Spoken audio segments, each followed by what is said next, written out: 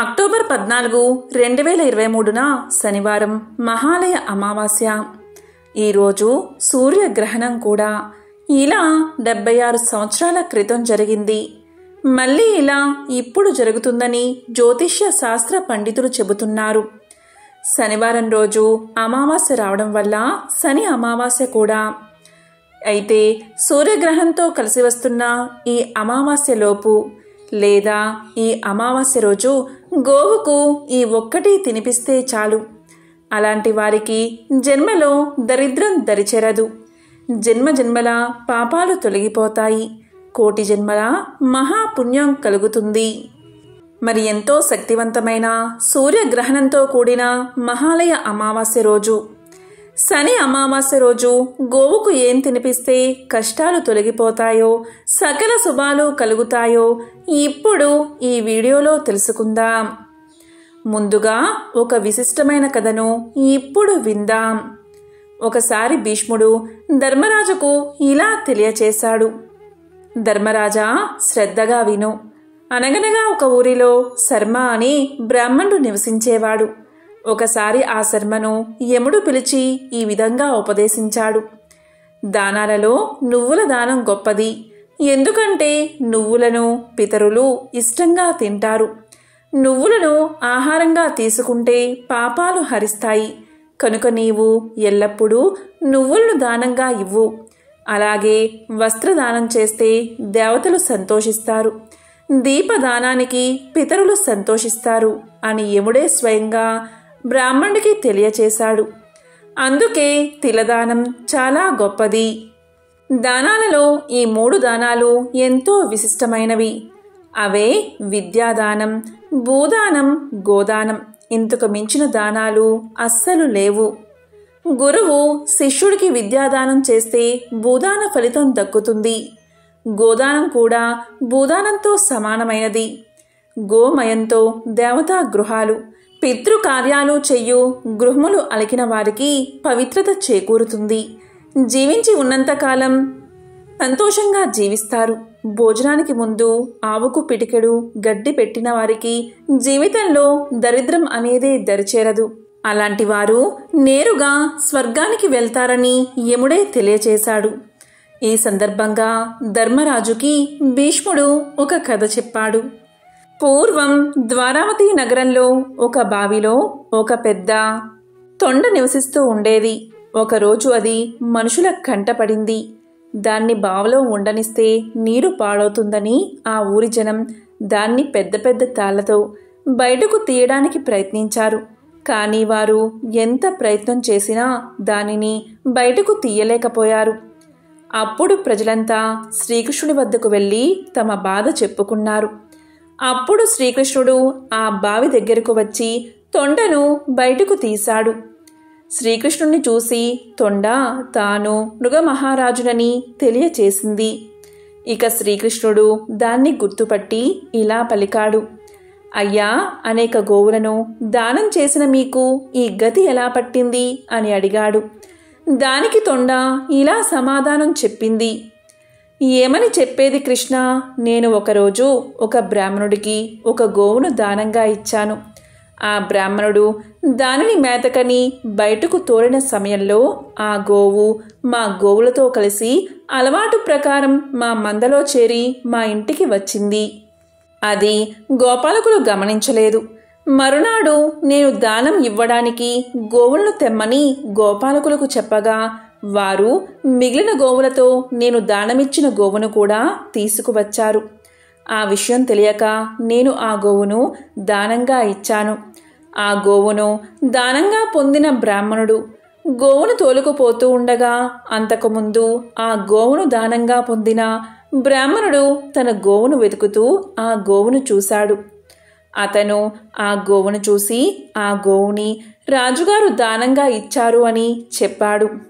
ఇలా ఉండగా రెండవ బ్రాహ్మణుడు కూడా ఇదే రాజుగారు నాకు దానం ఇచ్చిన గోవు అన్నాడు. వారు ఆ విధంగా కొంతసేపు వాదించుకుని చివరకు నా దగ్గరకు వచ్చారు. నేను జరిగిందంతా విచారించిన తర్వాత మొత్తమూ తెలుసుకున్నాను. ఒకసారి దానమిచ్చిన గోవును తిరిగి దానమివ్వడం పొరపాటు అని తెలుసు కనుక ఆ పొరపాటును సరిదిద్దుకోవడానికి మొదటి బ్రాహ్మణుడికి ఆ గోవుకు బదులు 1,00,000 గోవులు ఇస్తాను అని చెప్పాను. కాని అతను ఆ గోవు మాకు మహాలక్ష్మి, అది నా కుమారుడు అడిగిందే తడువుగా పాలు ఇస్తుంది కనుక నాకు ఆ గోవే కావాలి అన్నాడు. ఇక నేను రెండవ బ్రాహ్మణుడితో ఆ గోవుకు బదులు మణులు బంగారం ఇస్తానని చెప్పాను. దానిని తిరిగి ఇవ్వమన్నాను.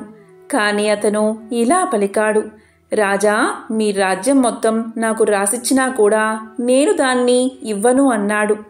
ఇక తర్వాత నాకు మృత్యువు సంభవించి నేను యమధర్మరాజు వద్దకు వెళ్ళాను.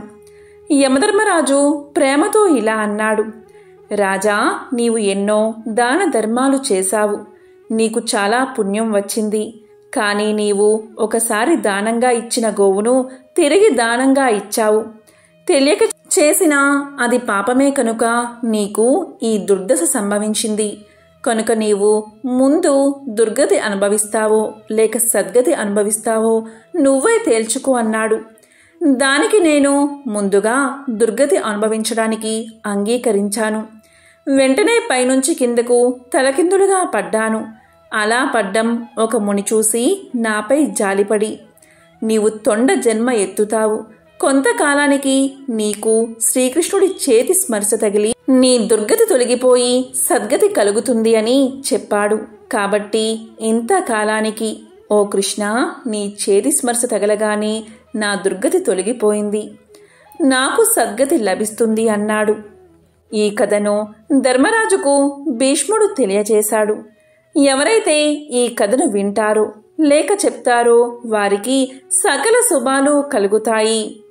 ఆ నారాయణుడి అనుగ్రహం తప్పకుండా కలుగుతుంది భావిస్తుంది. ప్రాచీన కాలంలో గ్రహణాలను అశుభంగా భావించేవారు. ఎందుకు అంటే అకస్మాత్తుగా సూర్యుడు ఆకాశం నుంచి మాయమై పగటిపూటే చీకట్లు అలుముకోవడం వల్ల ప్రజలు భయభ్రాంతులకు గురయ్యేవారు. ఆ సమయంలో ప్రజలు చిత్ర విచిత్రంగా ప్రవర్తించేవారు. అలా వారు మానసికంగా ఇబ్బందులు పడ్డం. దీనివల్ల గ్రహణ సమయాల్లో కొన్ని నియమాలను మన మహర్షులు పెట్టారు.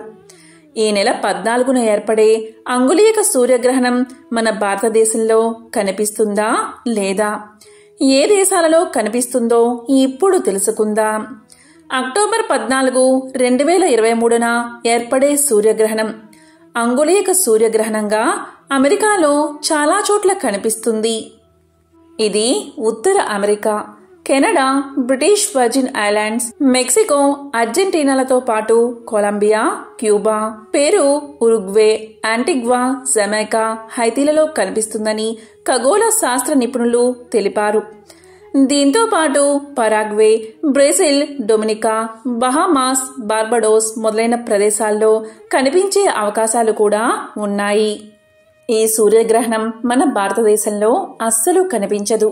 ఇక ఈ సూర్యగ్రహణం భారత కాలమానం ప్రకారం అక్టోబర్ 14వ తేదీ రాత్రి 8:33 మొదలై అక్టోబర్ 15వ తేదీ అర్ధరాత్రి 2:25 వరకు ఉంది.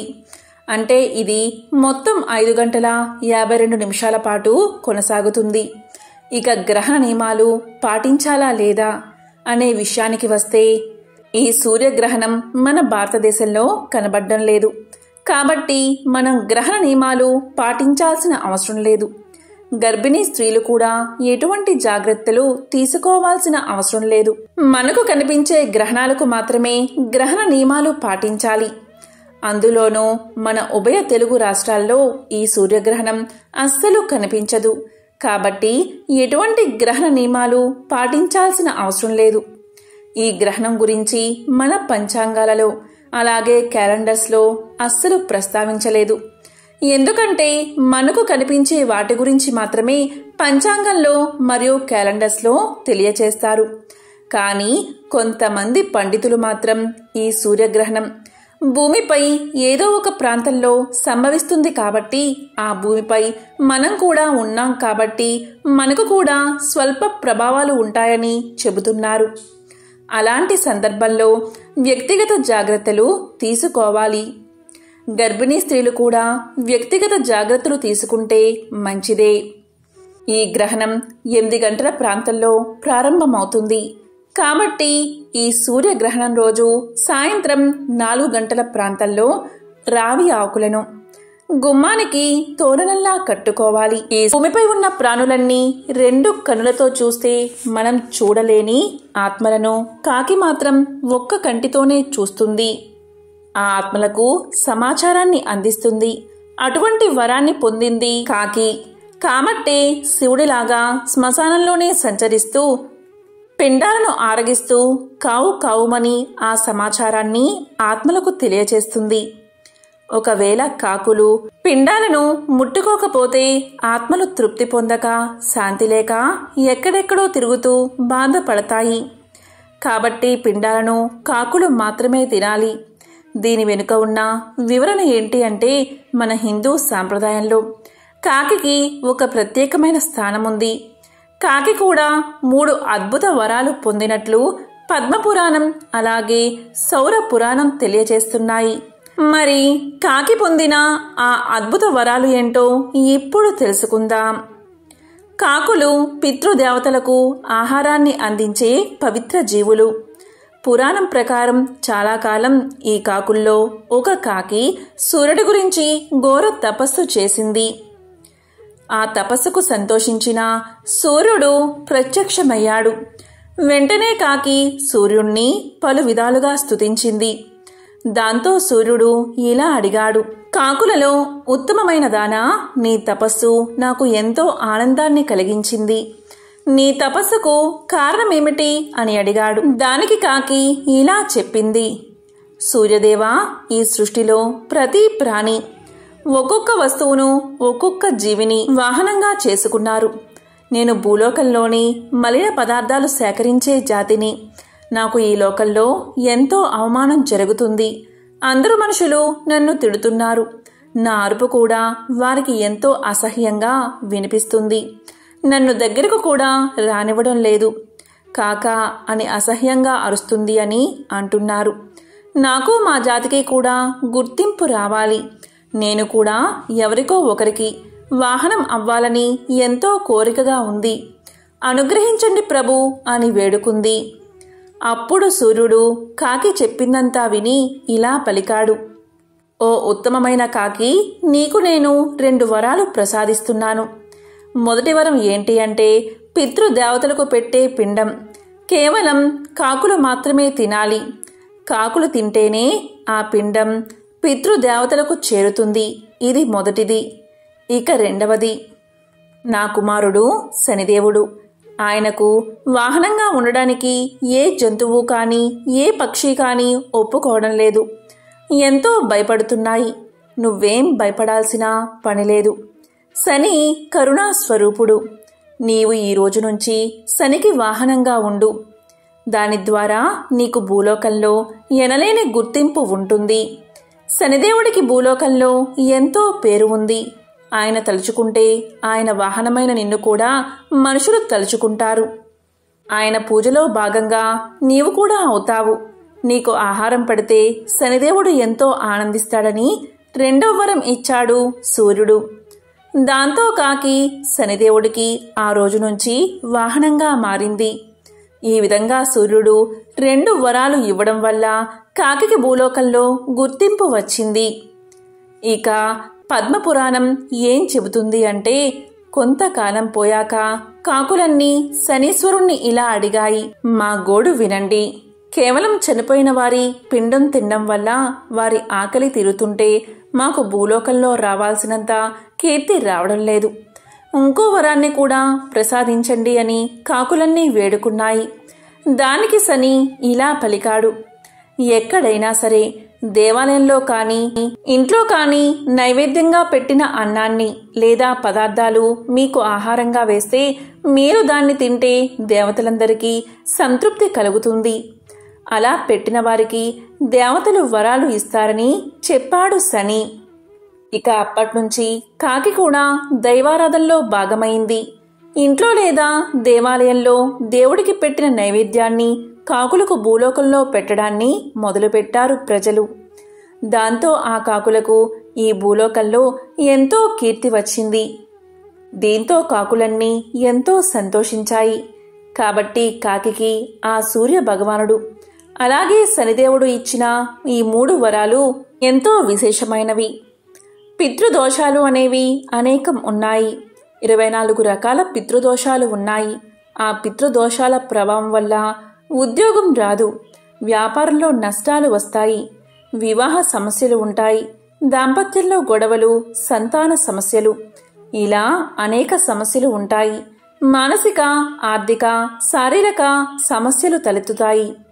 ఇవన్నీ కూడా పితృదోషాల వల్లే వస్తాయి. ఇలా పితృదోషాలు 24 రకాలు.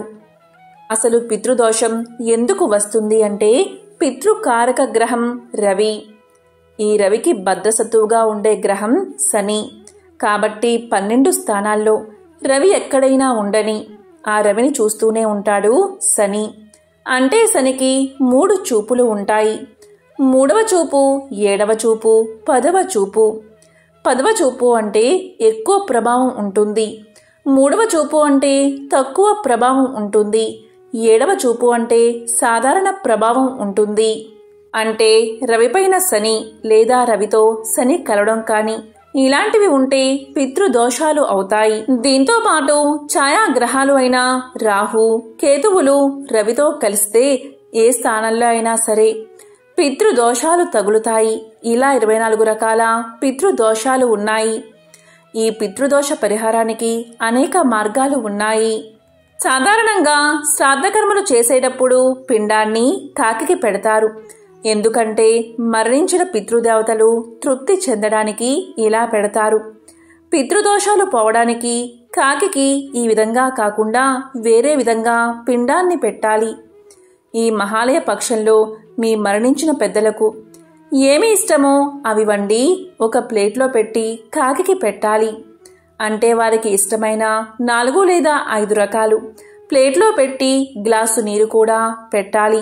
ఇలా పెట్టిన వాటిని ఈ మహాలయ పక్షంలో కాకులు తిన్నాయంటే చాలు, పితృదేవతలకు ఆకలి దప్పికలు తీరినట్లే. పితృదేవతలు సంతోషంగా మిమ్మల్ని దీవించి వెళ్తారు. ఇలా కాకికి పెట్టే సందర్భంలో 3 సార్లు ఓం శనైశ్చరాయ నమః అని అనుకోండి. ఇలా చేస్తే చాలు, పితృదేవతల అనుగ్రహం మీకు లభిస్తుంది. అలాగే కాకికి ఉండ్రాలను పెడితే కూడా చాలా మంచిది. గణపతికి ఎంతో ప్రీతికరమైనవి ఉండ్రాళ్ళు. కాకికి ఉండ్రాలను పెట్టడం వల్ల పితృదేవతల అనుగ్రహం మీకు కలుగుతుంది. పితృదోషాలు తొలగిపోతాయి. కాబట్టి ఎంతో విశేషమైన ఈ మహాలయ అమావాస్య, సూర్యగ్రహణం అలాగే శని అమావాస్య కలిసి వచ్చిన ఈ విశేషమైన రోజు గోవుకు బెల్లం మరియు నువ్వులు కలిపిన చిమ్మిలి పెడితే సకల దేవతల అనుగ్రహం కలుగుతుంది. పితృదేవతల ఆశీస్సులు లభిస్తాయి. గోవుకు ఆహారాన్ని పెడితే 33 కోట్ల మంది దేవతలకు నైవేద్యం సమర్పించినట్లే. అందుకే గో ప్రదక్షిణ భూ ప్రదక్షిణంతో సమానం. అయితే గోవుకు ఏం తినిపిస్తే ఎటువంటి ఫలితాలు కలుగుతాయో ఇప్పుడు ఈ వీడియోలో తెలుసుకుందాం. గోమాతకు నానబెట్టిన శనగలను తినిపిస్తే ఆధ్యాత్మిక చింతన లభిస్తుంది, దైవ చింతన పెరుగుతుంది. ఎవరైనా శత్రువులు ఉంటే గోమాతకు దోసకాయలను పెట్టండి. దీంతో శత్రు నివారణ జరుగుతుంది. గోమాతకు బెండకాయలు తినిపిస్తే మనోస్థైర్యం పెరుగుతుంది. ఏ పని చేయడానికైనా కావాల్సినంత ధైర్యం వస్తుంది. బాగా అప్పుల బాధతో బాధపడేవారు గోమాతకు నానబెట్టిన కందులను తినిపించండి. దీంతో రుణ విముక్తి చెందుతారు. కుటుంబంలో కలహాలు ఉన్నవారు, అస్తమానం కుటుంబంలో సభ్యులతో గొడవలు పడుతూ ఉండేవారు గోమాతకు నానబెట్టిన పచ్చి శనగలు తినిపిస్తే ఫలితం ఉంటుంది. విద్యార్థులు విద్యారంగంలో ఎదగాలి అంటే గోమాతకు నానబెట్టిన పొట్టు పెసరపప్పును తినిపించండి.